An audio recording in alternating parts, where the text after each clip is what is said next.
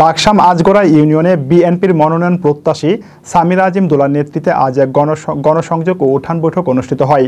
বিএনপির ভারপ্রাপ্ত চেয়ারম্যান জনাব তারেক রহমান কর্তৃক ঘোষিত ৩১ দফা বাস্তবায়নের লক্ষ্যে কুমিল্লার লাকসাম উপজেলার ৭ নং আজগড়া ইউনিয়নে উঠান বৈঠক ও গণসংযোগ অনুষ্ঠিত হয়। আজগড়া ইউনিয়নের ঘাটার নোয়াগাঁও, লোলাই, কৃষ্ণপুর, চরবাড়িয়া ও ছিলিন এলাকায় এই উঠান বৈঠক ও গণসংযোগ অনুষ্ঠিত হয়।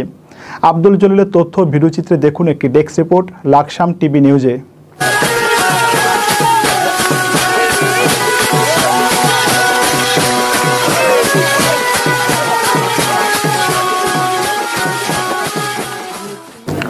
অনুষ্ঠানে প্রধান অতিথি হিসেবে উপস্থিত ছিলেন কুমিল্লা ৯ লাকসাম মনোহরগঞ্জ আসনের ধানের শীষের মনোনয়ন প্রত্যাশী সামির আজিম দোলা।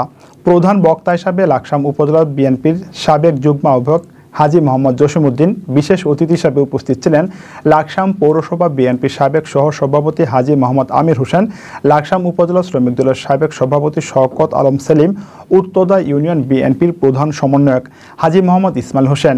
এছাড়াও আরও উপস্থিত ছিলেন শরীফ আহমেদ, মোহাম্মদ জাহিদ, মোহাম্মদ নুরুল হক, খাজা আহমেদ, শরীফ আহমেদ, মাসুদ রানা, জাহাঙ্গীর আলম জনি, আব্দুল আজিজ খসরু, মনির হোসেন, খায়রুজ্জামান সাগর, নুরুল আলম, ওয়াসিম, রাহুল, মিজান, শিপন দাস, আলমগীর সহ স্থানীয় বিএনপি ও অঙ্গ সংগঠনের নেতৃবৃন্দ। সবাই সভাপতিত্ব করেন মাইনুদ্দিন খোকন, সমন্বয়ক লাকসাম উপজেলা বিএনপি, এবং অনুষ্ঠানটি সঞ্চালনা করেন কাউসার আহমেদ, সাবেক দফতর সম্পাদক উপজেলা যুবদল। বক্তারা বলেন, তারেক রহমানের নেতৃত্বে ঘোষিত ৩ দফা বাস্তবায়নে সবাইকে একযোগে কাজ করতে হবে। তারা আগামী জাতীয় নির্বাচনে ধানের শীষের প্রার্থীদের বিজয়ী করতে সর্বস্তরের নেতাকর্মীদের ঐক্যবদ্ধ থাকার আহ্বান জানান।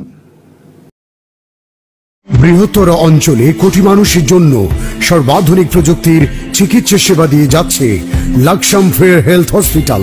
Laksam fair health hospital, Shanta complex, দক্ষিণ বাইপাস রোড, লাকসাম। আন্তরিকতায় স্বল্প মূল্যে উন্নত সেবা।